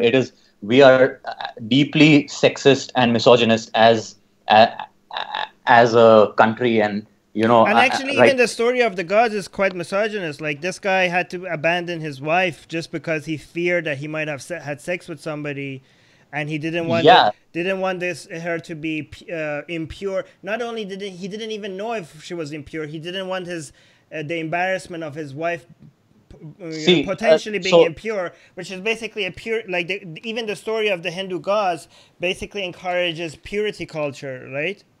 Absolutely. There's a lot of purity culture, and not just that. Exactly like Islam, Hindu culture also considers female sexuality as the property of the clan. Something that has to be protected. That is how all this love jihad nonsense. And you have honor, basically, the same kind of honor culture that you have. Absolutely. That's where the underlying premise of this love jihad nonsense is that Hindu women have no autonomy. They don't have any agency. They can't fall in love with a Muslim man. It has to be that they have been tricked into it by the Ummah, and it's a big global conspiracy against to kind of rob Hindu women, things like that. Honor culture and even child marriage and all these things are actually quite. They're fairly rampant in India, right? Like I think that. So there's I just remember growing up when we used to watch the Bollywood movies. And they would always refer to rape as Izzat Lutna, right? Like absolutely. Izzat Lutna translates to stealing your honor. So the whole idea is once you rape somebody, you've stolen their honor, and now that woman is never going to be honorable. I mean, just the language that they used for it in the mainstream culture was just basically. And it's still the same. And Bollywood movies are deeply sexist, deeply sexist also even today. So, it glorifies things like stalking and, badgering women. Yeah. Well, I mean, Sting did that with Every Breath You Take. I'll be watching you. So. No, but you're right. Like, that's what it is. Like, the more usually the guy persists, he harasses, persists, and then eventually the girl says, okay. There's a huge Me Too thing happening in India now, isn't it? Yeah, that's also absolutely it is, and it's fantastic that all these women are coming forward. And but again, you see a lot of victim blaming and nonsense by men, like, oh, why is she coming after 10 years, or why is she anonymous? A bullshit like that, and a lot of victim blaming. And we still have to go a long way, but it's a fantastic development. And every time we post about on Atheist Republic, we post about the fact that women are, there's a lot of rape and there's a lot of mistreatment of women in India. People are always like, well, it's not as bad as so and so. It's not as bad as this place. It's Sweden. They say it's not as bad as Sweden. Yeah. So you hear Hindutvawadis say this all the time about Kerala. Kerala is a very progressive state in India, it has a lot of Christians, and so they will say, oh, Kerala is taken over by Christians and Muslims. They'll make it look like it's Fallujah or something like that. Anyway, coming to this Me Too thing, this friend of mine, he forwarded this message to me that his uncle sent him, and it's been doing the rounds in Hindutva WhatsApp groups. So let me tell you a little bit about Hindutva. They are very social media savvy. They have these WhatsApp groups with lakhs of people on it, and they will share fake news on it. They will share propaganda on it. They'll do all kinds of things. So as usual, it's like ISIS. So as usual, they're deeply misogynist and sexist. So this is something they've shared. You do me favors, I do you favors. 30 years later, let's call it Me Too. A strong woman does not wait 30, 20, 10 years to speak up. She slaps him on the first bad touch and knocks him out. Don't hide your weakness. The favors in returns that you enjoyed and the work you got by. I was too scared. Cry now. You were scared. to say no then because it was hard to stand up for what was right and you were scared to lose your status and position in the workplace. So you chose to accept the molestation and went back for more. This is a fucking message that educated Indians are sharing in WhatsApp groups. This guy is settled abroad. My friend's uncle, he's settled abroad. They are a very progressive family. Of course, so this is the thing. This is a beautiful thing that this is what makes me see hope. My friend comes from an upper caste Brahmin family, but he's fiercely opposed to Hindutva, and he constantly challenges people in his own family who peddle bullshit like this. And if it comes to taking up arms against Hindutva and protecting secular democracy, I'm sure he'll be at the forefront with me. So this is what gives me hope. But you see these messages. This is what educated Indians, highly privileged Indians share in WhatsApp groups these days. So this is how bigotry and hate and misogyny has become mainstream ever since Hindutva has come to power. It was always there in closets. This is what our culture was. But now it has come out in the open. It's just, I'm literally, the wall to the sewer has broken and it's just smelling everywhere. So one last question, and then Ali, if you don't have any questions after that, we could go into. I have one more question after that, and then we can go to different questions. So other than the caste system, something that is very within core of Hinduism, and correct me if I'm wrong, these two concepts of karma and reincarnation. And I know that there's a lot of different streams of Hinduism, but I think it's fair to say that this is within, if anything can be core, I know I said there's no core, but if anything can be close to core, these would be included in it. The understanding of karma and reincarnation. Is that correct? I think so, yes. The caste system being the core, even though apologists will deny it, but it absolutely is. It dictates every aspect of one's life from birth to death, and it still does in most of the in the heartlands. It still does. So if that's at all close to core, and I know there's people say there's no core, but if anything is core, if these are core, these are hugely problematic views. Both karma and reincarnation. I mean, the whole idea of this life not being the only life you get is a very dangerous idea, and also the concept of karma. Which has two problems with it. Is first of all, it makes people think that they're justified, like people that are in bad situations right now, that are being, that are in misery, or people that are poor, they must have deserved it because they have done something in their after. And also to have hope in a justice beyond the justice that we as humans could come up with in a different life after this is also a very harmful ideology. So even if all this Hindu nationalism, Hindutva stuff, even if you put away caste system, and even if you say, well, it's better than Islam, or we won't kill you because you criticize Hinduism, at the end of the day, it's superstitions. It's claims without evidence, and just like all other claims without evidence, it comes with nonsense, and nonsense is usually harmful. Even if it's as mild as just karma and reincarnation, these are harmful, dangerous ideas. And if you actually believe in them, if you literally believe these things are true, you are operating on a belief system that is not based on reality, and therefore you are at a disadvantage to people that their belief system closely matches reality in much closer. But go on, sorry. Absolutely. And also, let's not discount the fact that Hinduism has unleashed atrocities on the lower castes and the Avarnas for millennia. I mean, just because it is not internationally talked about, it doesn't make it any less horrible.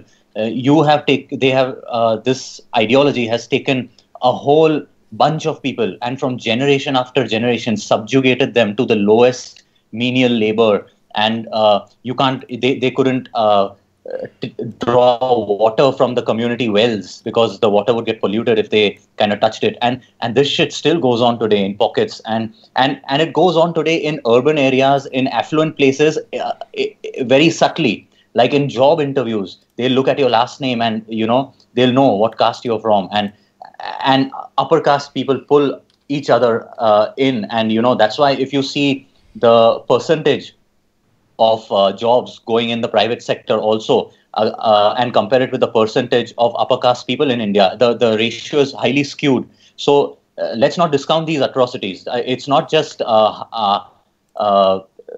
superstition, but it had some very, very ridiculous social evils all as well.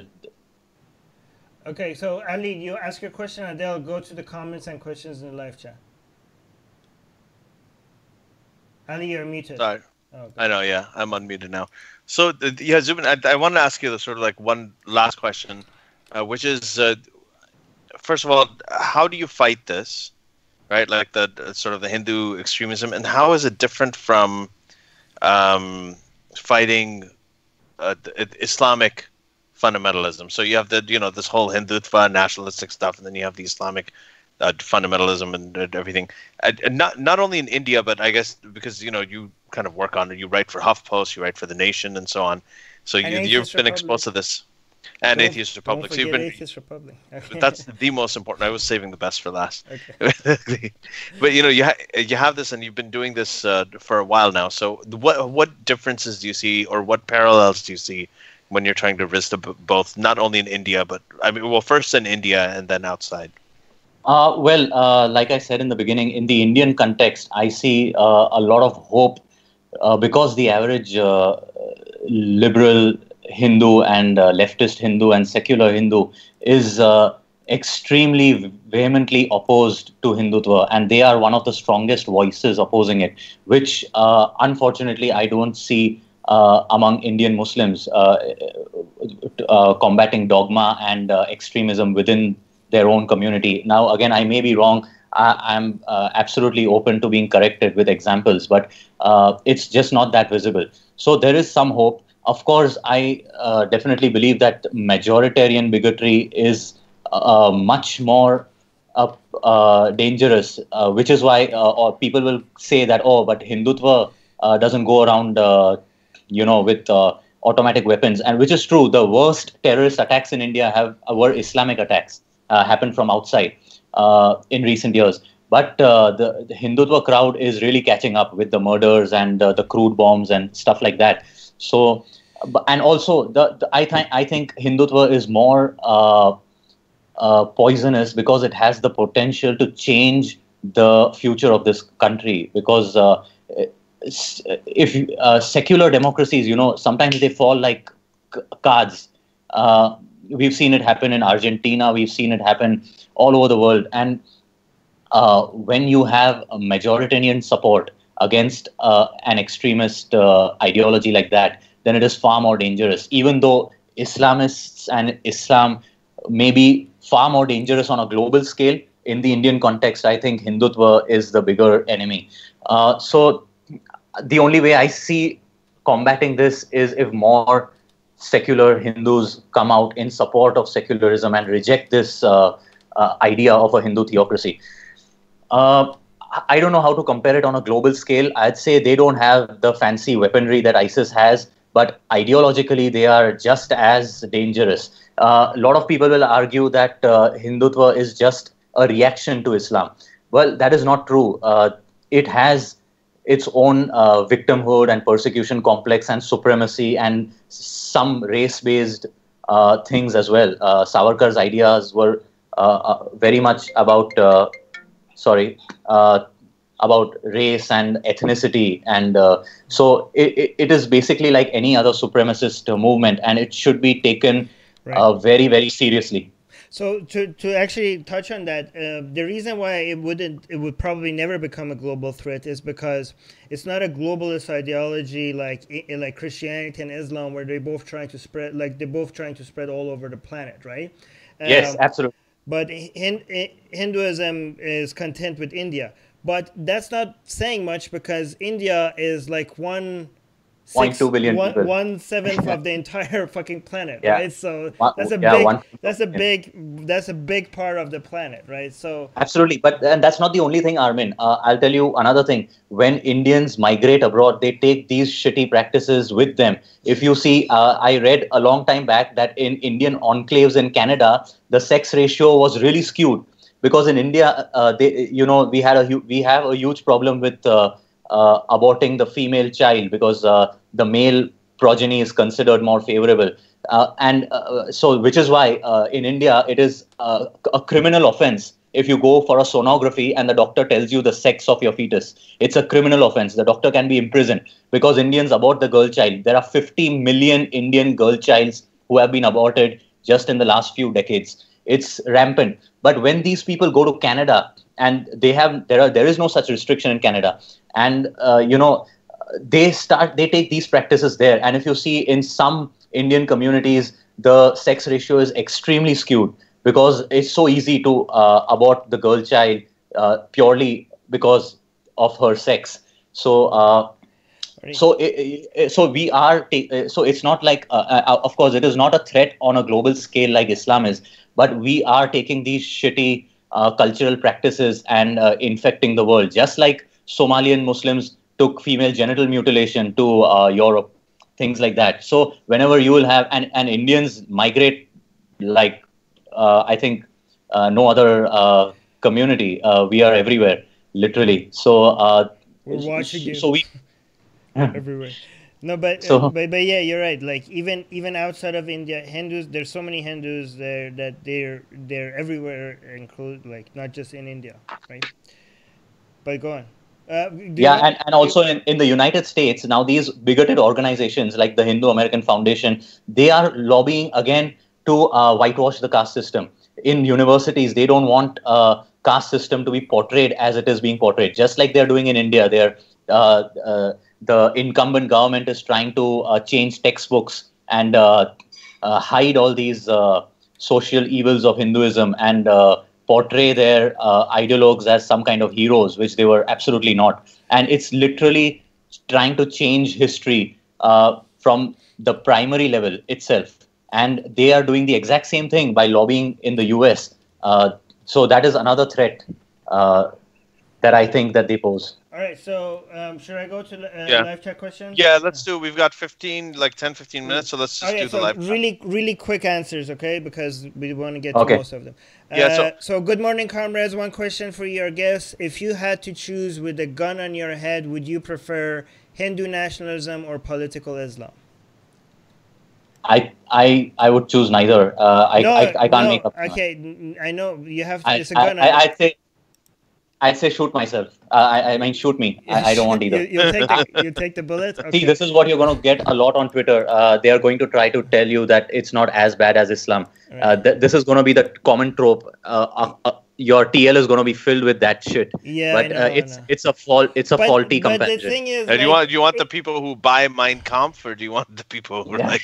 The thing is that they're basically comparing themselves to the world's shittiest ideology, and they're congratulating themselves for being better than that. Like, what?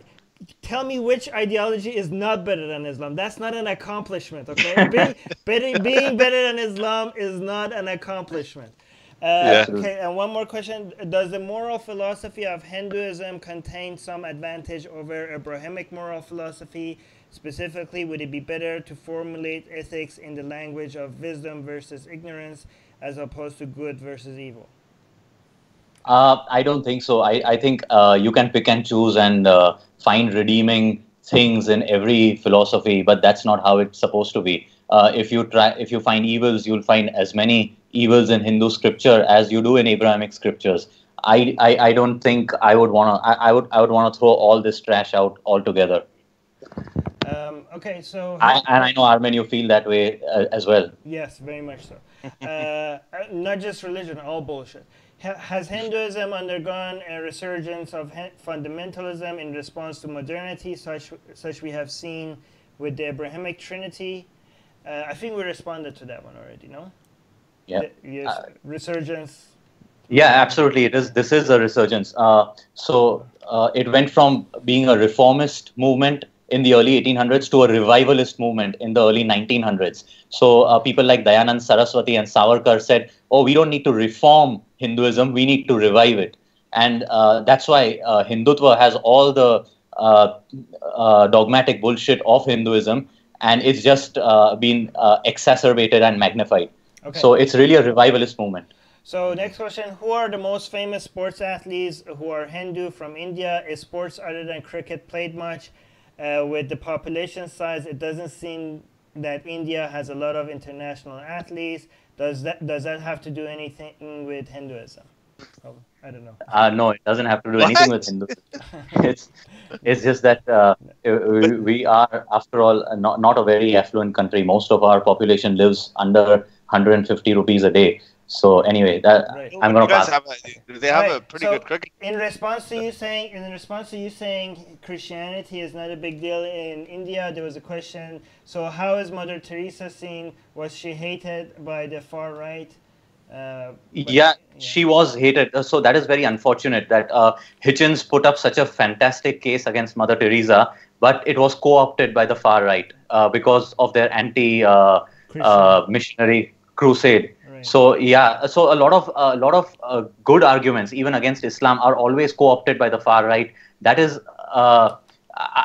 Ali, you talk a lot about that and how to deal with that, and that's fantastic how you put it in perspective. But that happens all the time. So if I criticize Mother Teresa around the world, like pretty much far right movements have been like they've co-opted a lot of the ex-Muslim conversations that we're having within ourselves to serve their own thing. Whereas the whole thing is that we're fighting a far right ideology.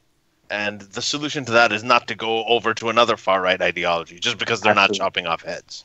Yeah. Right? So two quick comments. One of them is saying karma is a control mechanism of upper caste to keep it status quo. Is that accurate? Yeah.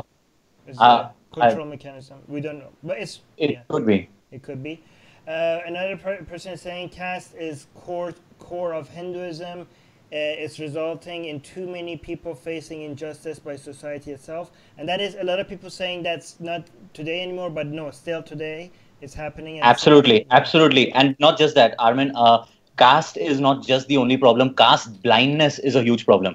The upper caste privileged people, including Parsis, we come under the upper caste because we are extremely privileged, even though we are not Hindu.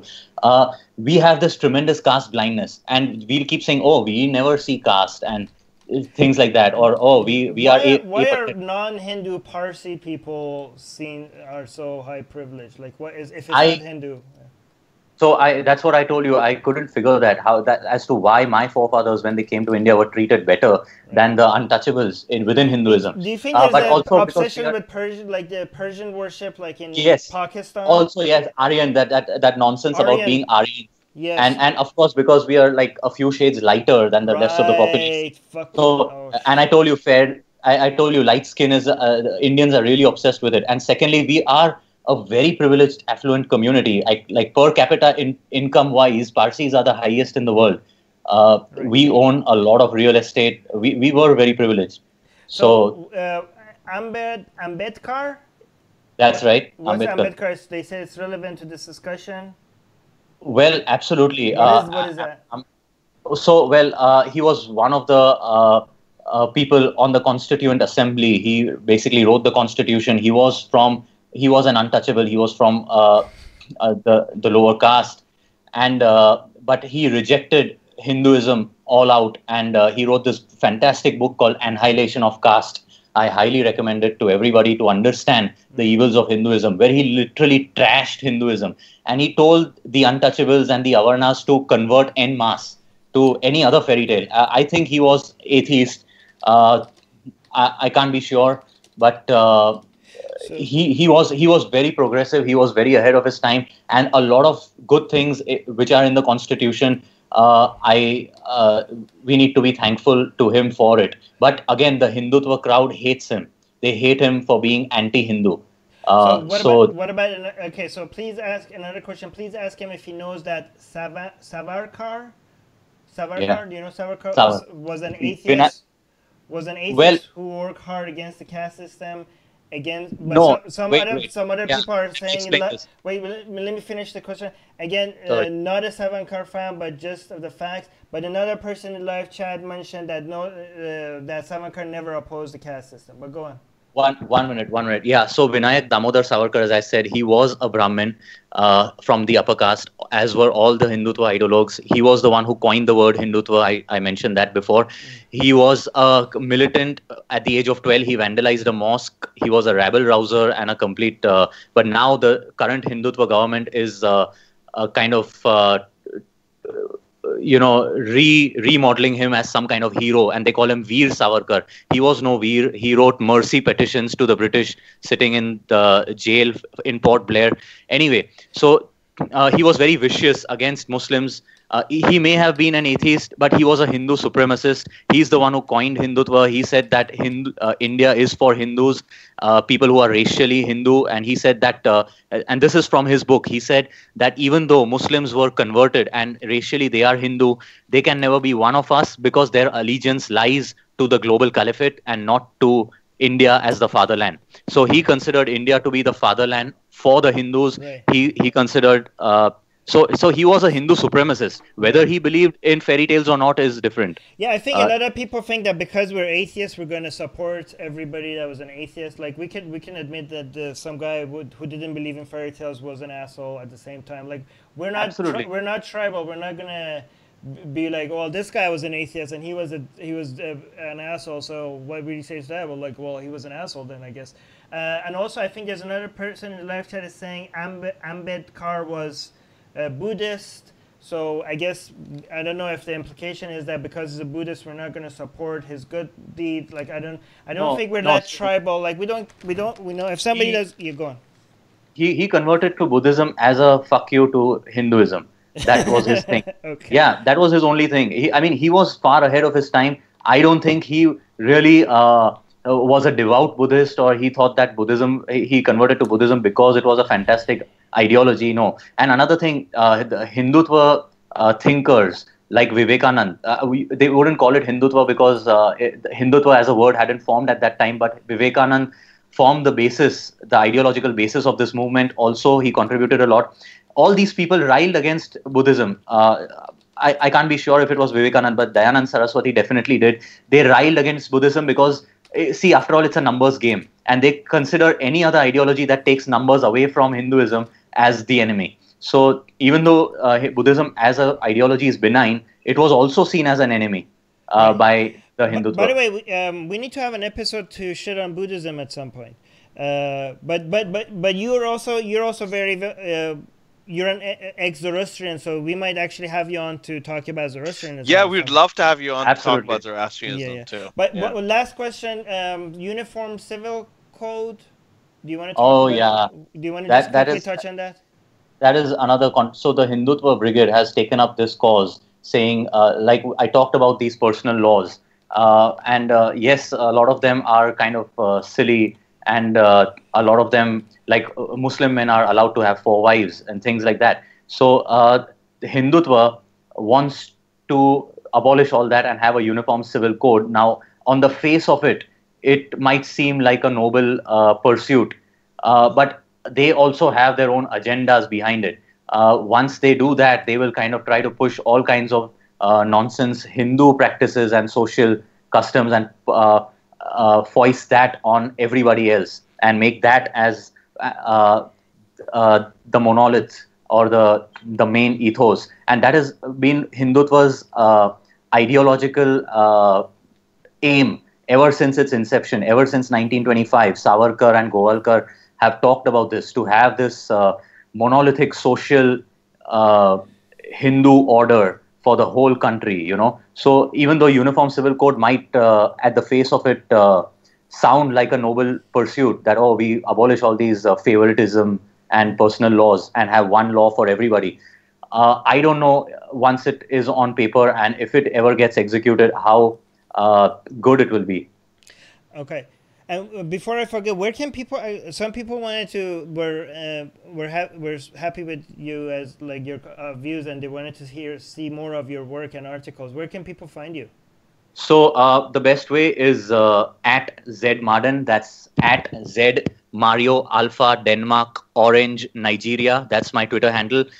You'll find the link to my HuffPost UK page and HuffPost India pages over there. Also, the Nation. Very, very highly recommended, by the way. Just the insights are, this is fantastic insights. Yeah, your articles are very, very, very good. Jeff is saying in the live chat, this guy was a good guest. Thank you, Jeff. Thanks. Thanks. No. Yeah. It was really. I could go on actually for I have so many, even longer. So many questions. Yeah. I don't want to bore the listeners with history trivia. Otherwise, I could really go into the year and everything and how Hindutva really came about as a movement. But I don't think that some people might find that too boring. So I kind of left that out. Well, I want to mention, I think that one of the, I'm already seeing it, like, as people were just asking, they're like, oh, if you have, if you want to talk about Hindutva, why don't you call somebody who's from the movement to come and talk about it? Why don't you call somebody who's into Hinduism? And the problem with that is, first of all, we do want to do that. Eventually, we do want to talk to somebody who's from the movement. I'd be really, really interested to hear what they have to say. If you are one of the Hindu nationalists, please come on the show. Right. But what I like doing is just, if you want to really learn about Greek mythology, then you don't want to get somebody who literally believes that Zeus and Hera were gods on Olympus, right? So because you're going to get a completely different perspective. So I think that one of the things with you is that I'm not emotionally invested. I'm not emotionally invested in either one of these philosophies. I understand that. Yeah, so for the audience, I mean, the reason that we wanted to have Zubin on is because, I mean, he writes on international forums. He lives in India. He's very, very well versed in the situation, and he doesn't have a dog in the fight. He's not Muslim. He's not Hindu. He's not a fan of Islamic fundamentalism. He's not a fan of Hindu extremism. He's also an atheist. Right. So even though he's from a Zoroastrian background, and you were an ordained priest at age 12, right? I was an ordained priest. I mugged all these scriptures in ancient Avastan and Pahlavi. I did all that. Jesus. But I'll tell you again, going back to that Savarkar thing, I don't think I was very devout, but I was very ethnocentric at that time and very culturally centric, So somewhere at the back of my mind, I knew this was fairy tales and bullshit. Right. But even then, it was culturally important for me. Of course, now it absolutely isn't. And race, ethnicity, culture, nothing matters to me anymore. But at that time, I was like that. So you cannot discount a person's extremism or right-wing leanings just because he's an atheist or he doesn't believe in a God. That's by the way, for people that are in the live chat that didn't get the full, didn't join us halfway through, just search for Secular Jihadists on your podcast app or on YouTube.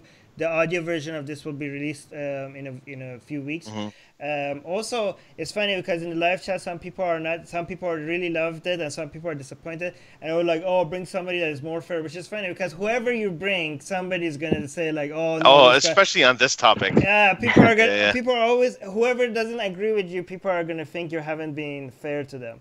I think that we were very fair. I think you brought in. This was very educational to me. I was like, okay, I'm just going to listen. This was great. Okay. Thank you so much. Before we thank you so much. Before we leave, last question. I know that you don't associate with the religion part of it at all, and you just wanted the cultural thing, but now you've gotten rid of it. But do you still feel a little excited about the fact that Bohemian Rhapsody is coming out with? It was just a biopic about Freddie Mercury of Queen, who was Farrokh Bulsara, who was a Parsi from Zanzibar. Absolutely. Yeah, absolutely. Very, very fascinating. From that. See, we are a community of only 69,000 people in the whole world. There are only 69,000 ethnic Parsis alive today. So it's a very close-knit community. Even though ethnicity is not important to me anymore and all, but I mean, when I was young, Farokh Bulsara was a big thing, a Parsi singer. Yeah. Oh, and he is absolutely. He's one of my favorite singers of all time. Like I remember, I was in high school when they had his that concert when he died and all of that. It was just, Jesus, it was amazing. I've been trying to teach my daughter to sing Bohemian Rhapsody, but then she's like, "Put a gun against his head, pull the trigger, now he's dead." I'm like, maybe she should wait a little bit. Ali, have you been to India? Ever to India? No, I haven't. It's my ancestral homeland, but now I can't go back there anymore. Why? No, I was just making a parallel with the Middle East situation. It was a joke. But can you go to India? You can't go to India. I can go. I want to go to India, but a lot of people tell me that there's too many Muslim fundamentalists there. Don't go there. And I don't. I have heard my brother's ex-wife was Indian and Hindu. She was from Gujarat, and I remember he wanted to go there, but There was, I don't know if they still have that thing where you have to renounce your Pakistani citizenship to be able to go. Because I know invited people us to their home in the live chat, by the way. Saruba,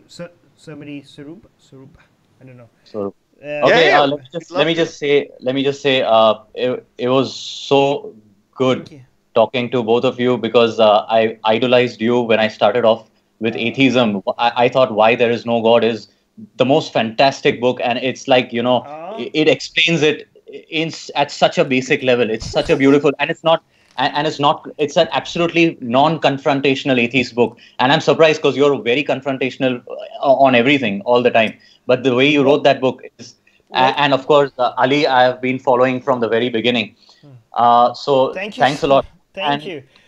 And it's totally mutual, man. I mean, it's like, especially on this, yeah. But go ahead. And also for the listeners, if they want to understand more about Hindutva, I'd highly recommend this book, Hindu Nationalism by Christoph Jaffelot, and also the book Hindutva by Jyotirmaya Sharma. They're both fantastic books. Just to get you started, there's a whole bunch of other reading material, but I think these two books really give the basics of how this movement started and why it is such a poisonous ideology. Anyway.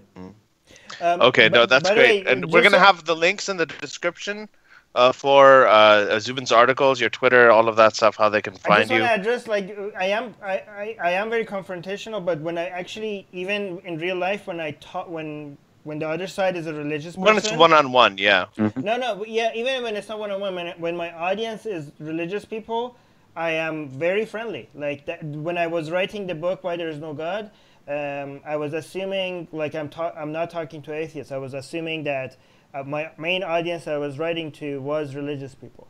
So I don't hold punches when it comes to shitting on religion. But when it comes to talking to religious people, I make sure I'm very polite, and I make sure that I talk to them in terms that they can continue having a conversation with me. Like, there's no point in having a conversation in a way that they will stop having a conversation with you, right? So there's different goals requires different approaches, right? So my tone is completely different when I'm actually talking to religious people. But yeah, go on. Yeah. Okay, guys. So thank you very much to everybody who joined. I know that we didn't have YouTube and everything this time for the patron live stream, but we will have this up on there for patrons to see later on. I'm sorry if anybody didn't get to participate, but just a reminder, the website is up at secularjihadist.com. We are looking to get to 500 patrons. So once we get to 500 patrons, what we want to do is we're going to start translating a lot of our episodes into Arabic, Urdu, Persian, Turkish, Bengali, Indonesian, Malay, and beyond. So we're going to start doing that fairly soon once we get there. And thanks to everybody who supports this to do it. I want to say that if you can't support it financially, you don't have to. If you talk about it, if you share the links and everything, that's more than enough. I mean, this is. So thank you all for your support. Everybody's listening. Soraya in the live chat is saying you guys nailed it. Oh, thank you, Soraya. Just to be clear, like, I think so once we get, like Ali said, once we get to 500 patrons, and again, that's patreon.com/SJME, but it stands for Secular Jihadist for a Muslim Enlightenment. I think the first 2 episodes that we're going to translate, we're going to pick Arabic as the language to translate to, and we're going to use the Quran episode where we review the Quran, and the one that we review Muhammad's life. Those 2, I think, are the main... With Abdullah Gondal, yeah. I think those are going to be the most useful episodes to translate first. Yeah, I think you should do the first couple of episodes where you each tell your own story, and Faisal tells his story. That was a fantastic episode. I still remember hearing it at the gym, listening to Faisal's story and your story and everything. It was a really great episode. I think we should do that, especially Armin, like, with your story. That was pretty. Oh man. Anyway, we'll get to that. And anybody who's listening to this, do go out and check out the very first episode we have, because that is probably our most popular. Mike in the live chat is saying live long and prosper. I always love that when he says that. Beej is saying thank you, gentlemen and ladies, and Christina is saying night. All right, goodbye everybody. All right, guys. All right, thank you very much. Thanks a lot. Zubin, Thanks, Ali. Stay on for a bit. Okay. Thank you.